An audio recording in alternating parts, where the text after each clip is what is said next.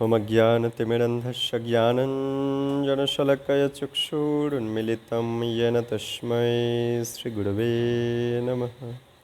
नमोऽयं विष्णुपादाय कृष्णपृष्ठाय भूतले श्रीमते भक्तिवेदान्तस्वामिनिति नामिने। नमस्ते सारस्वतीदेवे गौरवाणी प्रचारिणे निर्विशेषशून्यवादी पाश्चात्त्यदेशतारिणे। श्रीचैतन्यमनोभीष्टं स्थापितं येन भूतले स्वयं रूपं कदा मह्यं ददाति स्वपदान्तिकं। वाञ्छाकल्पतरुभ्यश्च कृपासिन्धुभ्येव च पतितानां पावनेभ्यः वैष्णवेभ्यः नमो नमः। ॐ वृन्दाय तुलसीदेव्यै प्रियायै केशवस्य च विष्णुभक्तिप्रदे देवी सत्यवत्त्वै नमो नमः। जय श्री कृष्ण चैतन्य प्रभु नित्यानंद श्री अद्वैत गदाधर श्रीवासदि श्री गौरभक्तवृंद। हरे कृष्ण कृष्ण कृष्ण हरे हरे, हरे राम राम राम हरे हरे। हरे कृष्ण कृष्ण कृष्ण हरे हरे, हरे राम राम राम हरे हरे। हरे कृष्ण कृष्ण कृष्ण हरे हरे, हरे राम राम राम हरे हरे। जय जय पतित पावन परम आराध्य गुरु महाराज की जय। जगद्गुरु श्रील प्रभुपाद की जय। सवेत भक्त वृंद की जय। अनंत अनंत कोटि वैष्णव वृंद की जय। राधा राष्ट्रीय अष्ट सखी वृंद की जय। पंचदत्त गौरनिताय श्रीमन महाप्रभु जीव की जय। प्रभु जगन्नाथ बलराम सुभद्रा महारानी सुदर्शन चक्र जीव की जय। प्रहलाद नरसिंहदेव भगवान की जय। हरे कृष्ण नामर्थ संघ की जय। शुद्ध भक्तवृंद, आज आमादेर आनंदेर दिन। आमरा मिठाकुंडू हरे कृष्ण नामहट्टे साप्ताहिक नामहट्टे बसेছি। तो प्रति सप्ताहे ठीक आजकेर दिने बृहस्पतिवार सान्ध्यकालीन नामहट्टे आमरा धाराबाहिकभावे भगवान श्रीकृष्णेर मुखनिसृत बाणी तार अधर अमृत श्रीमद् भगवद गीता श्रवण करार सौभाग्य लाभ करছি এবং আপনাদের সবাইকে এই কীর্তন সেবা করার সুযোগ পাচ্ছি। তো আপনারা সবাই কৃপা করে আশীর্বাদ করুন যাতে করে যথাযথভাবে ভগবানের কথা পরিবেশন করা যায়, সঠিক মনোভাব দিয়ে গুরু পরম্পরার লব্ধ জ্ঞান যাতে পরিবেশন করা যায়। তো শুধু ভক্তবৃন্দ, আমরা অষ্টম অধ্যায় অক্ষর ব্রহ্ম যোগ অধ্যয়ন করছি। এখন আমরা 17তম শ্লোক অধ্যয়ন করব। সবাই আমার পরে পরে বলার প্রয়াস করবেন। প্রভু কৃষ্ণ খুবই খুশি হবে। সন্তান যখন প্রথম বাবা বলতে শেখে, ঠিক করে বলতে পারে না, কিন্তু বাবার খুব আনন্দ হয়। একইভাবে আমরা খুবই নবীন, ভগবান কৃষ্ণের মুখনিসৃত বাণী আমরা আমাদের মুখ দিয়ে উচ্চারণ করার প্রয়াস করছি। তো প্রভু কান খাড়া করে তা শুনছেন এবং প্রভুর হৃদয়ে খুব আনন্দ হবে। তো আসুন আমরা তার সন্তানেরা তার মুখনিসৃত বাণী বলার প্রয়াস করি। সহস্র যুগ পর্যন্তম অহো যৎ ব্রহ্মণঃ বিদুঃ রাত্রিম যুগ সহস্রান্তাম তে অহোরাত্র বিদঃ জনঃ সহস্র যুগ পর্যন্তম অহো যৎ ব্রহ্মণ বিদুঃ রাত্রিম যুগ সহস্রান্তাম তে অহোরাত্র বিদঃ জনঃ। প্রভু কৃষ্ণ বলছেন টাইমের হিসেব নিকেশ, চতুর্দশ ভুবনে কিভাবে ভগবানের প্রতিনিধি রূপী মহাকাল ক্রিয়া করছে প্রভু তার ইঙ্গিত দিচ্ছেন। মহাকাল বা সময় হচ্ছে ভগবানেরই একটা শক্তি, ভগবানেরই একটা দূত, ভগবানেরই প্রতিনিধি হচ্ছে সময়। তো 14 তালার ঘর বানিয়েছেন এক একটা ব্রহ্মাণ্ডে জড় জগৎ। 14 তালার মধ্যে কোন তলাতে ঘড়ি কেমন স্পিডে চলছে প্রভু সেখানে এই শ্লোকে ইঙ্গিত দিচ্ছেন। ব্রহ্মা আছে একদম 14 তলায়, আমরা মাঝের তালাতে, 7 নম্বর তালাতে, আরও নিচে আরও 6-7 তালা এগুলো আছে, টোটাল 14 তলা ঘর। সেখানে কোন তলাতে ঘড়ি কেমন স্পিডে চলছে তার সাথে আমাদের তালাতে ঘড়ি কেমন স্পিডে চলছে সেটার একটা কানেকশান প্রভু এই শ্লোকে দিচ্ছেন। খুব গুরুত্বপূর্ণ শ্লোক। প্রভু বলছেন, মনুষ্য মানের সহস্র চতুর্যুগে ব্রহ্মার এক দিন হয় এবং সহস্র চতুর্যুগে তার এক রাত্রি হয়। এভাবে যারা জানেন তারা দিন রাত্রির তত্ত্ববেত্তা। দিন রাত্রির প্রকৃত তত্ত্বটা কি তারা ডিটেল জেনে গেছে।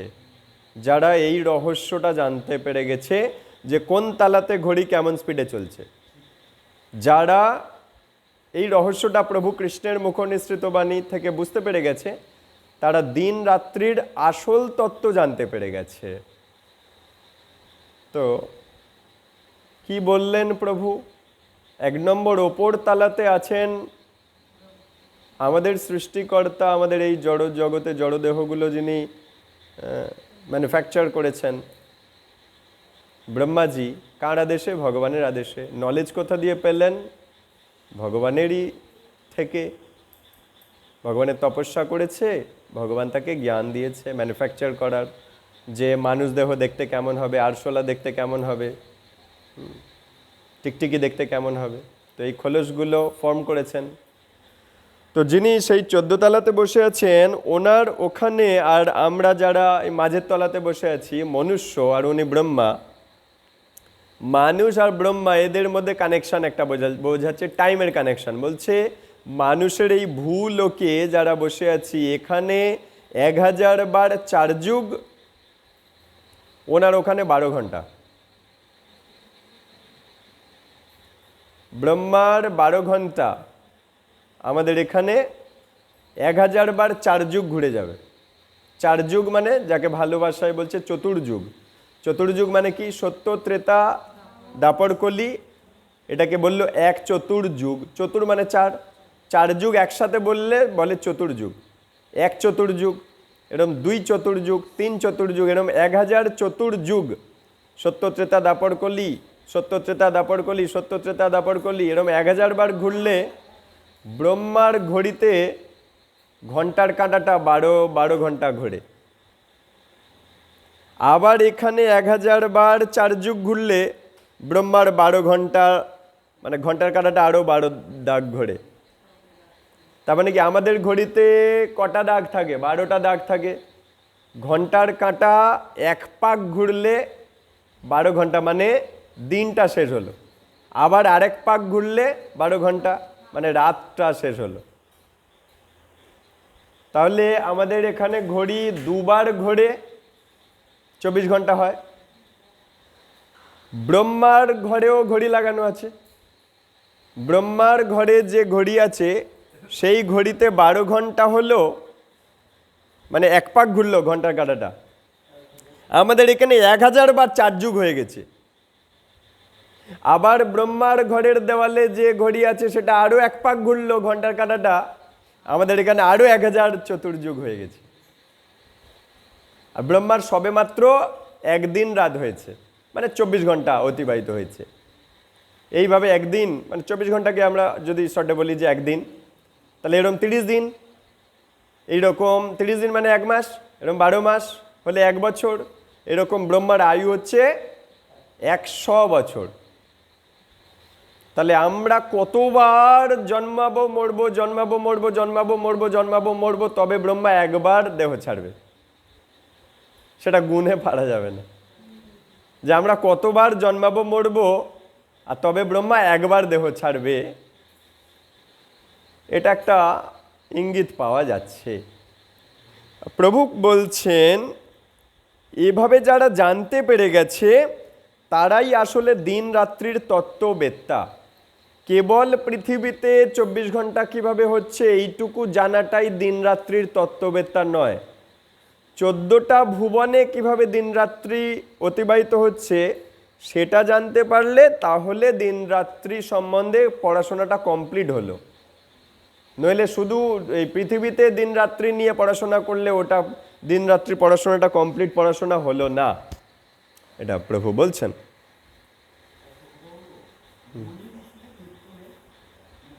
হ্যাঁ, সবারই মৃত্যু আছে। কি? হ্যাঁ, আয়ু বেশি তাই, কিন্তু এইখানে যেমন ব্রহ্মার দেখা যাচ্ছে কি কত আয়ু, কিন্তু মৃত্যু আছে। হ্যাঁ হ্যাঁ, তাতে কি, তাই বলে কি মৃত্যু হলো না? 3 যুগই কি শেষ যুগ? মানে 1004 যুগ ঘুরলো, সবে 12 ঘন্টা হলো, কিন্তু 100 বছর পরেও তো ব্রহ্মা মারা যাবে। এর আগের শ্লোকে প্রভু কি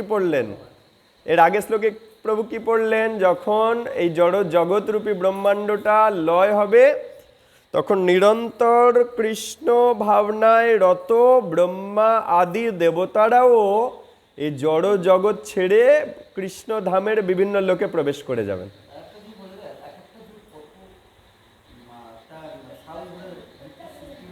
হ্যাঁ, সেটা তো আছেই।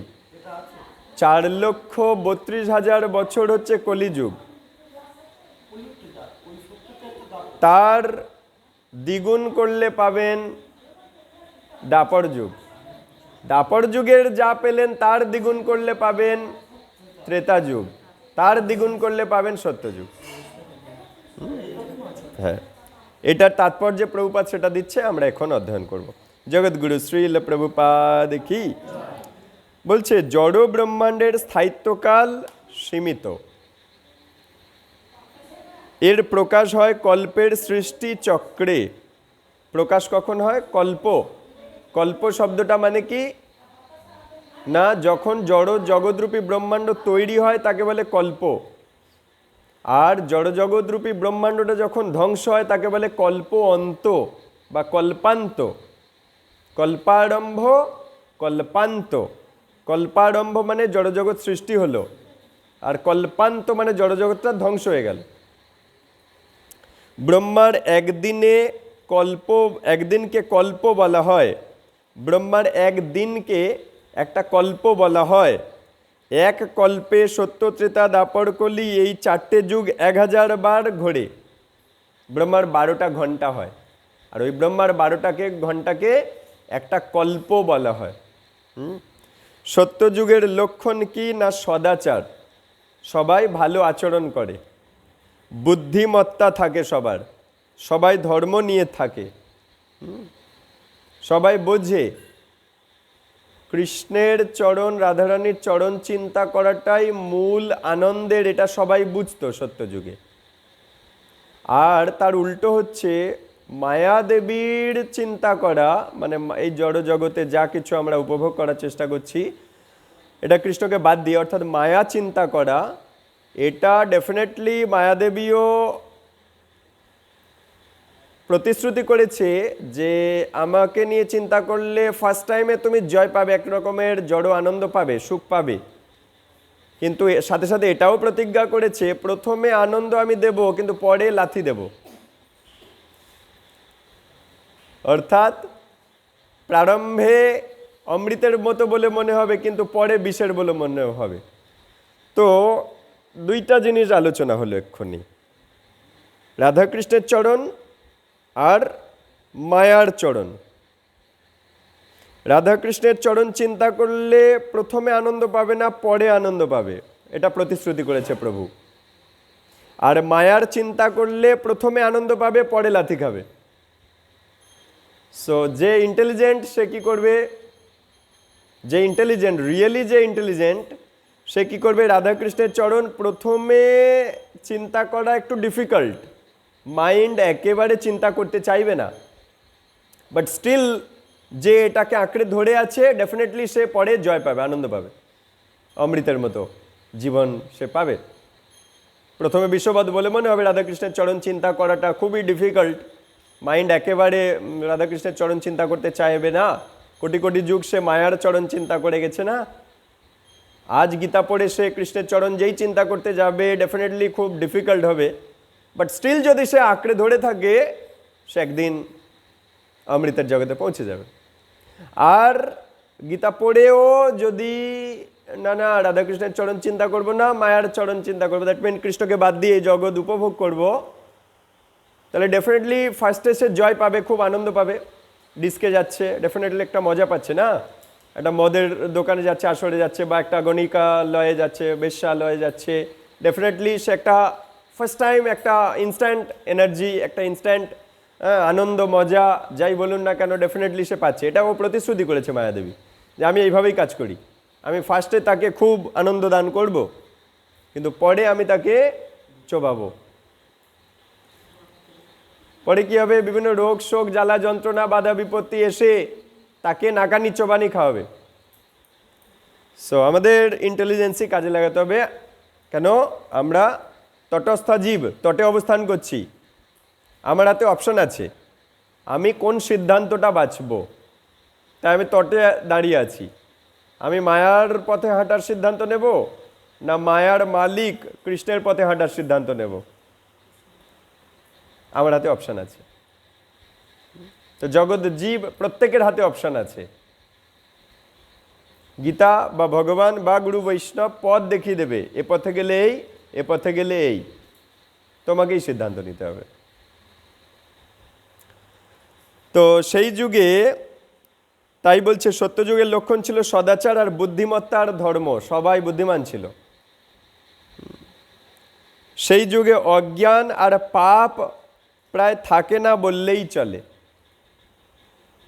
এই যুগের স্থায়িত্ব ছিল 17,28,000 বছর। ত্রেতা যুগে পাপকর্ম সূচনা হলো এবং এই যুগের স্থায়িত্ব হচ্ছে 12,96,000 বছর।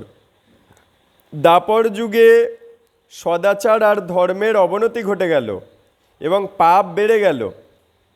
সদাচারও নষ্ট হয়ে গেল, ধর্মও নষ্ট হয়ে গেল, পাপও বেড়ে গেল, দাপর যুগ এলো।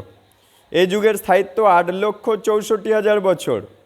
আর সব শেষে কলিযুগে গত হয়েছে 5,000 বছর এই যুগ চলছে।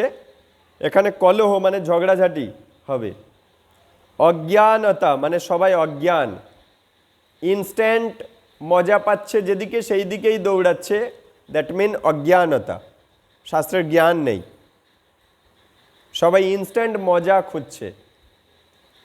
তো মায়াদেবীর ফর্মুলা এটা, পহলে মজা ফির সাজা।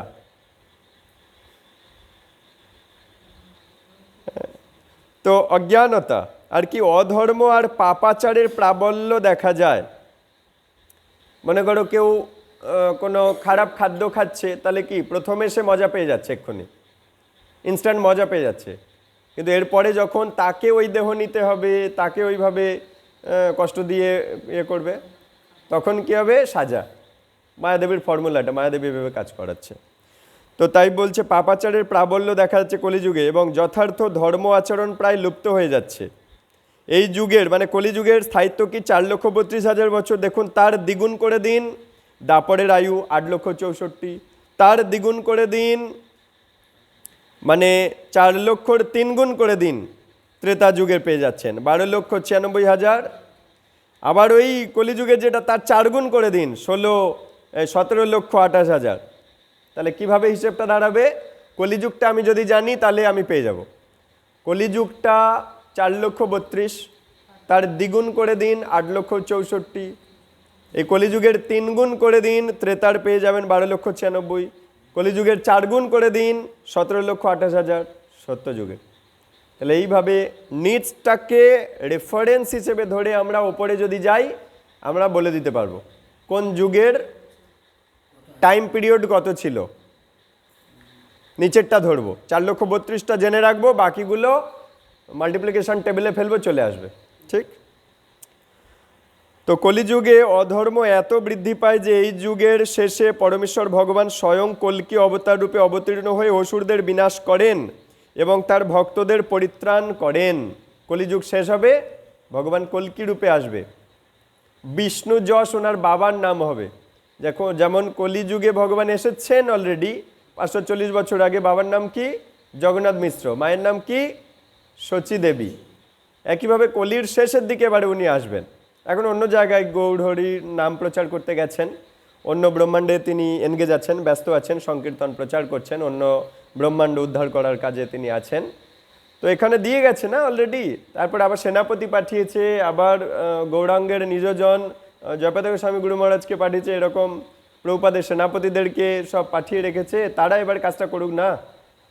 ভগবান সংকীর্তনের পিতরও, তিনি সংকীর্তনের জনক, তিনি আবার অন্য জায়গায় গিয়ে একটা ঢিল ফেলে দিয়ে আসবে, ঢেউটা এবার তৈরি হবে, ঢেউটা চলতে থাকুক না, তিনি আর থেকে কি করবে, তাই না? প্রভু তো শ্রীবাস আঙ্গিনাতে ঢেউ চালু করে দিয়ে গেছে। এখন সেই ঢেউটা গোটা পৃথিবীতে ছড়িয়ে যেতে যেতে এখন তো টাইম লাগবে। তা সেই টাইমে প্রভু এখানে বসে থেকে কী করবে? ওই যে 48 বছর হয়ে গেছে, এখন প্রভু চলে গেছে অন্য ব্রহ্মাণ্ডকে তারণ করতে না।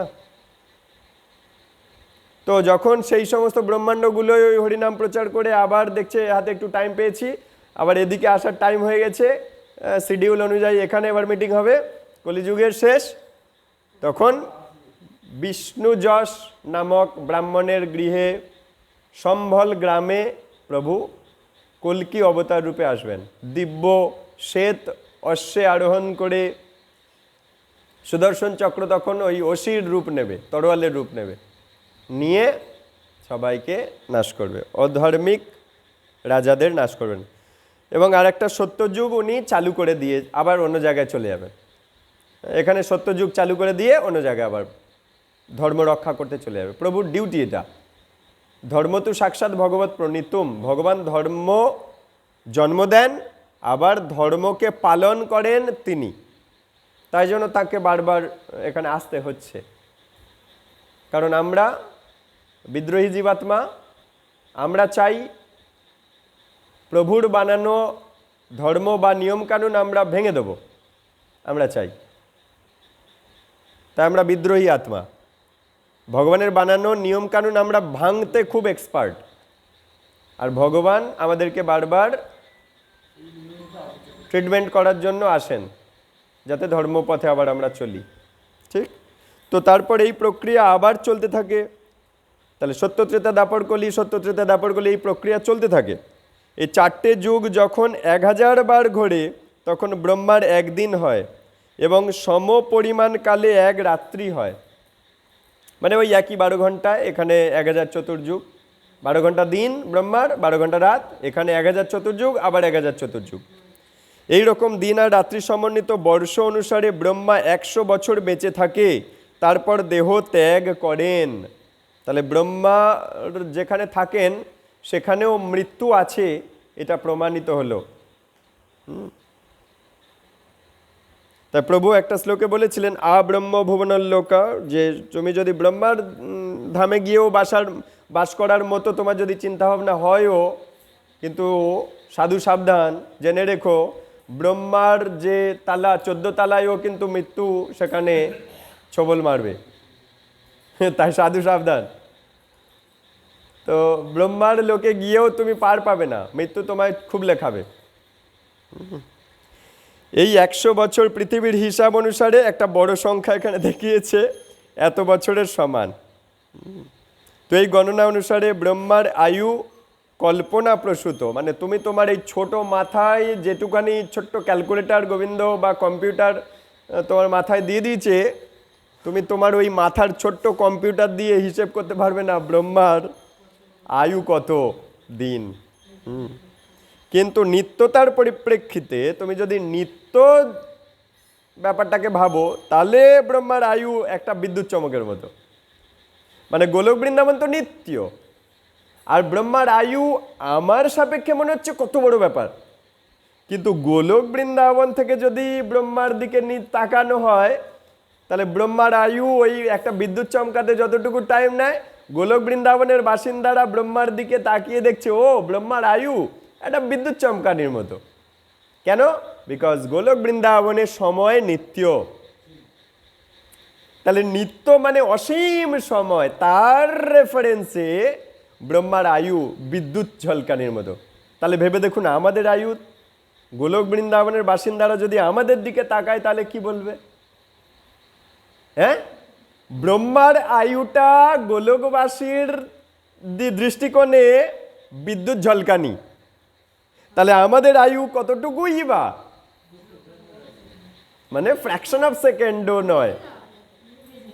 তবু এই আয়ু পেয়ে আমরা দালালি করে সময় নষ্ট করছি। এখানেই সাধু সাবধান। সময় হচ্ছে সবচাইতে মূল্যবান জিনিস।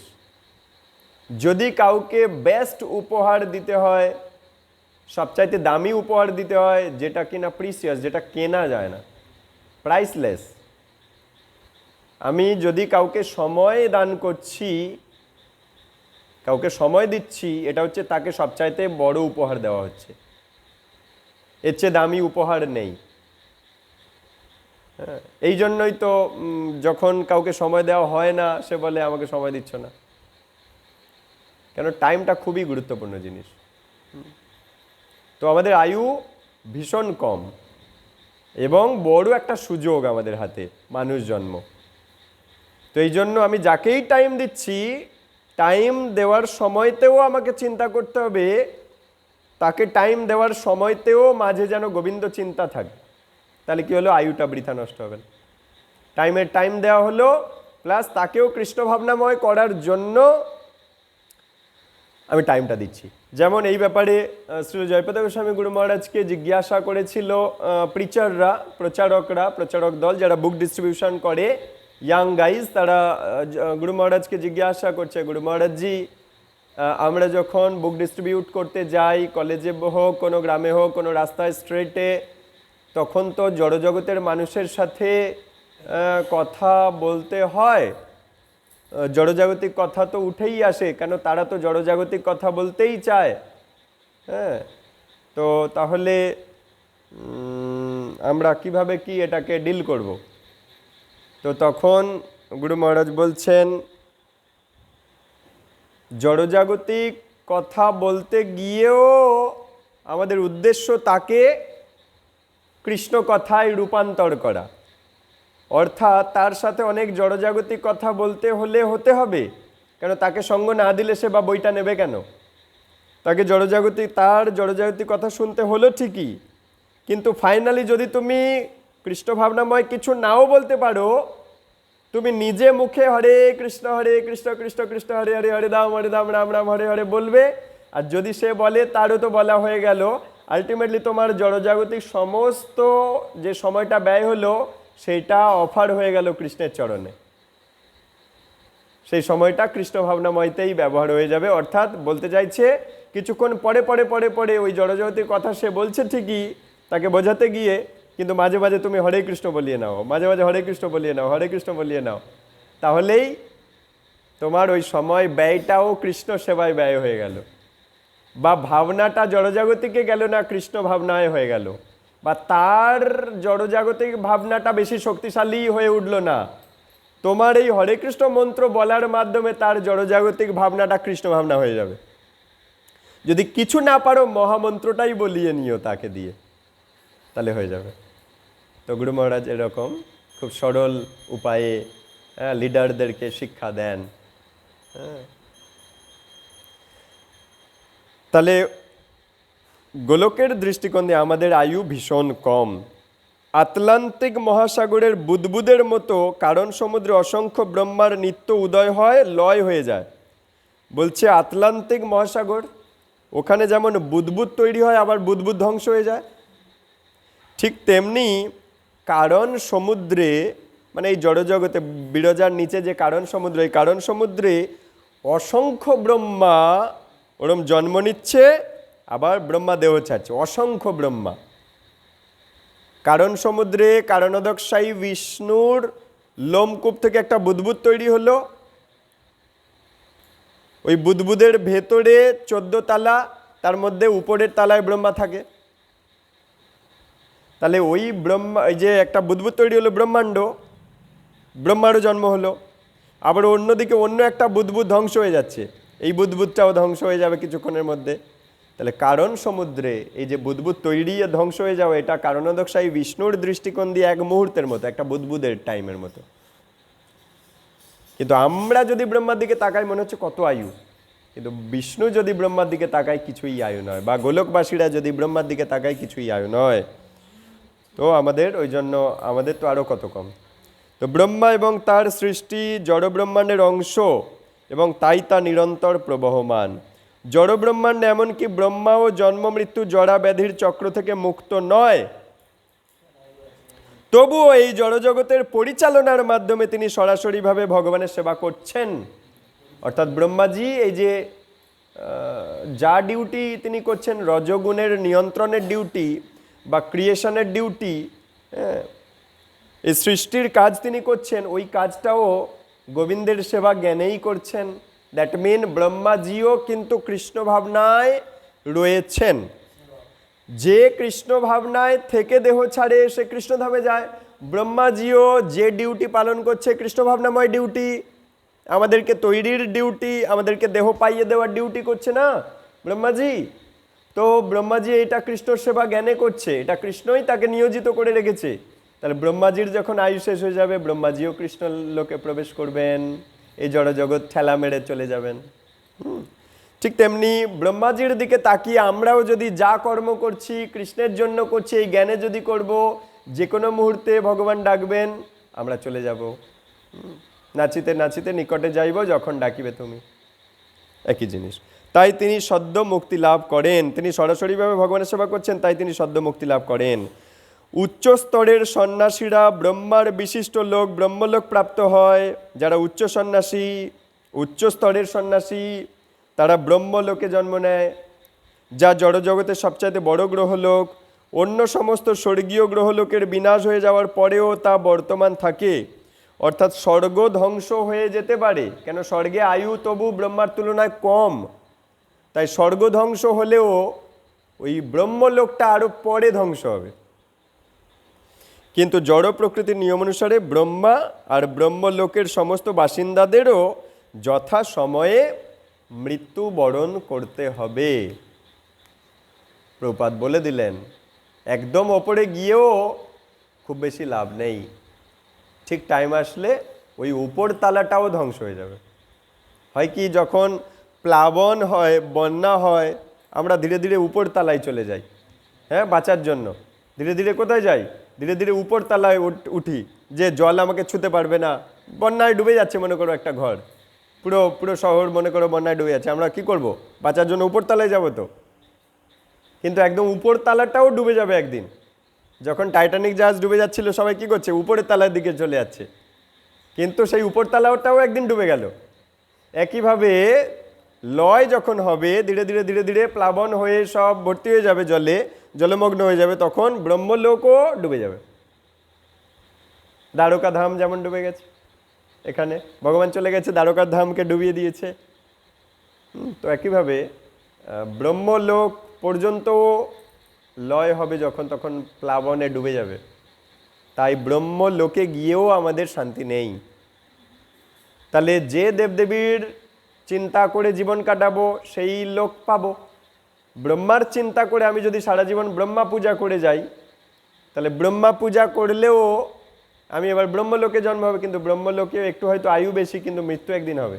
লাভের লাভ তো কিছু হলো না, অমর তো হওয়া গেল না। তাই জন্য যে ব্রহ্মলোক বানায় সেই মুকুন্দের পূজা করো, যে কিনা এই সমস্ত জড়জগতের বাইরে থাকে। তো এই জন্য এই শ্লোকে প্রভু সময় সম্বন্ধে খুব গুরুত্বপূর্ণ তত্ত্ব বলছেন। তো শ্রীল প্রভুপাদজিকে একজন জিজ্ঞাসা করছে, প্রভুপাদজি, এমন কোন পন্থা আছে যে পন্থার দ্বারা সময়ের সদ্ব্যবহার হবে? খুব ওয়াইজলি, খুব বুদ্ধিমত্তার সাথে সময়কে সদ্ব্যবহার করব। শ্রীল প্রভুপাদ গৌড়হরির মুখেরই কথা বলেছিলেন যে কীর্তনীয় সদা হরি। সর্বদা যদি তুমি হরে কৃষ্ণ মহামন্ত্রকে আশ্রয় করে প্রত্যেকটা সেকেন্ড কাটাচ্ছ, তাহলে তুমি তোমার এই প্রিসিয়াস এই যে টাইম, এই টাইমটাকে তুমি সদ্ব্যবহার করছো, তোমার আত্মার ভাণ্ডারে সব ভর্তি করে নিচ্ছ। আর যদি হরে কৃষ্ণ মহামন্ত্র বাদ দিয়ে তুমি দিন কাটাচ্ছ, ঘন্টা কাটাচ্ছ, সময় কাটাচ্ছ, তাহলে তুমি বোকামি করছো। তো এই জন্য শ্রীপাদ অমরেন্দ্র দাস শ্রীপাদ অমরেন্দ্র দাস প্রভুর শ্রীমুখের একটা বাণী আমি আপনাদেরকে বলতে চাইব, বলে ক্লাসটা সম্পূর্ণ করতে চাইব। ধরুন কেউ পাথরের কাজ করছে, বা কেউ সেলসম্যানের চাকরি করছে, বা কেউ টিউটোরিয়ালের কাজ করছে, বা কেউ সবজি ব্যবসা করছে, হ্যাঁ, বা কেউ যে কোনো কাজ করছে। তো প্রভু বলছেন আমাদের 15 মিনিট কাজ করা উচিত, 15 মিনিট পরে একবার করে হরে কৃষ্ণ কৃষ্ণ কৃষ্ণ হরে হরে হরে রাম রাম রাম হরে হরে বলা উচিত ওই কাজে। কেন? কারণ ওই যখনই হরিনামটা বললাম ওই সময় কি মনোভাব থাকতে হবে না, আমি এই 15 মিনিটে যা আমার লাভ হলো বা লোকসান হলো, বা যা আমি কর্ম করলাম, সেই কর্মের ফলটা আমি হে প্রভু তোমার জন্য উৎসর্গ করলাম।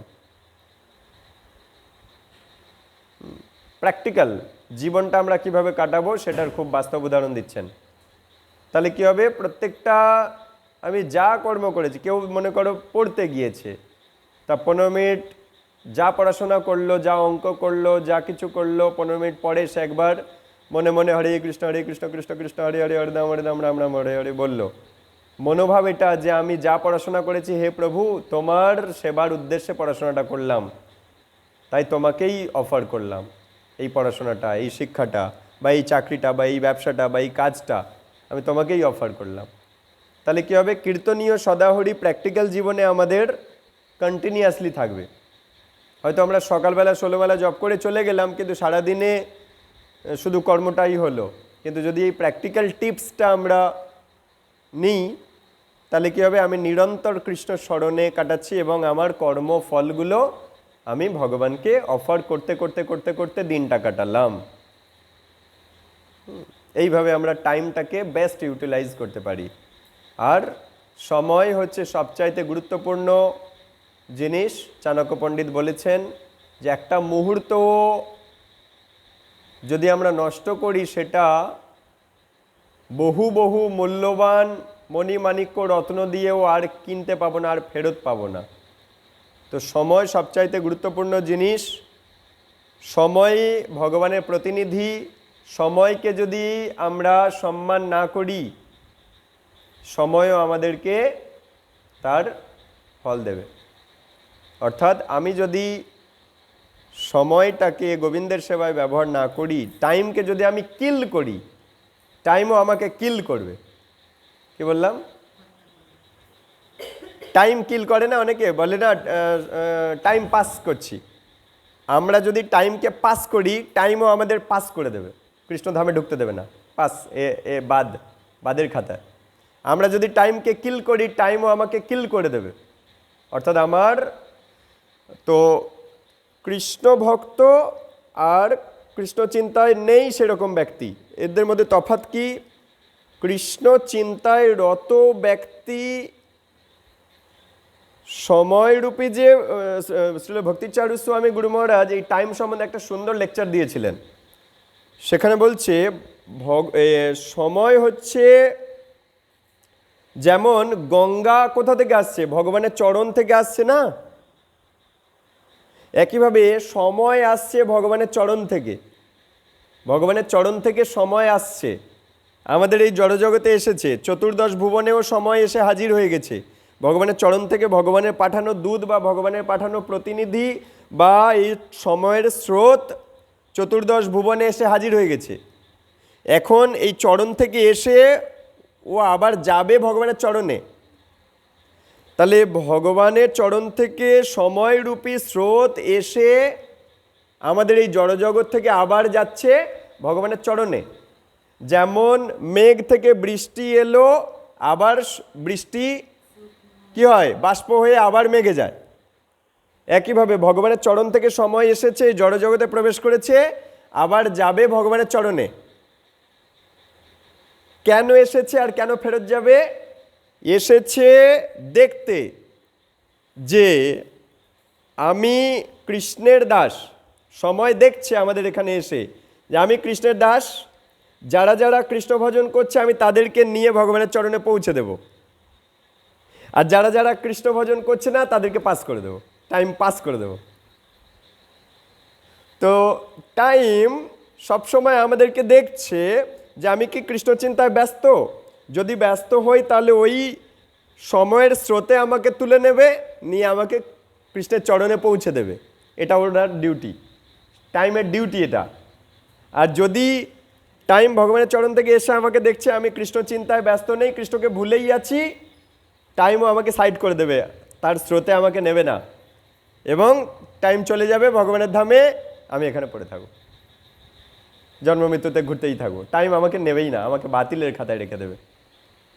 তো এই জন্য টাইমটাকে খুব গুরুত্ব দিয়ে আমাদেরকে ব্যবহার করতে হবে। যে পরিস্থিতিতেই আছি না কেন, আমার মন যদি কৃষ্ণ চিন্তায় ব্যস্ত আছে তাহলে আমি সঠিক পথে আছি কৃষ্ণ ভক্ত হিসেবে। আর আমি যদি কৃষ্ণকে ভুলে আছি, 15 মিনিট হয়ে গেল, 20 মিনিট, 1 ঘন্টা, 2 ঘন্টা কৃষ্ণকে ভুলে আছি, দ্যাট মিন আমি ডেঞ্জার জোনে আছি, আমি মায়ার আন্ডারে আছি। হ্যাঁ, তো এটা আমাদের বুঝতে হবে। সেই জন্য সময়টাকে সদ্ব্যবহার করতে হবে। তো লাস্ট অফ অল, কৃষ্ণ ভক্ত নিরন্তর কৃষ্ণ চিন্তা করছে, ধীরে ধীরে ধীরে ধীরে মৃত্যুর দিকে যাচ্ছে। আর যে কৃষ্ণ ভক্ত নয়, সে কৃষ্ণকে বাদ দিয়ে মায়া চিন্তা করছে, ধীরে ধীরে মৃত্যুর দিকে যাচ্ছে। কৃষ্ণ ভক্ত ধীরে ধীরে মৃত্যুর দিকে যাচ্ছে, তার আনন্দাম্বুধি বর্ধনম, তার প্রতি পদে পদে আনন্দ বাড়ছে। কেন?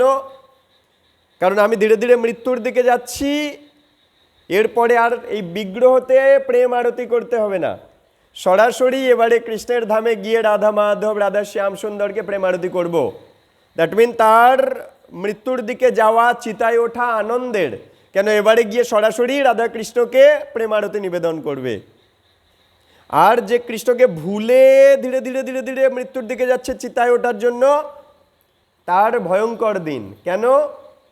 সে আবার এই জন্ম মৃত্যুর চক্রে আসার জন্য রেডি হচ্ছে।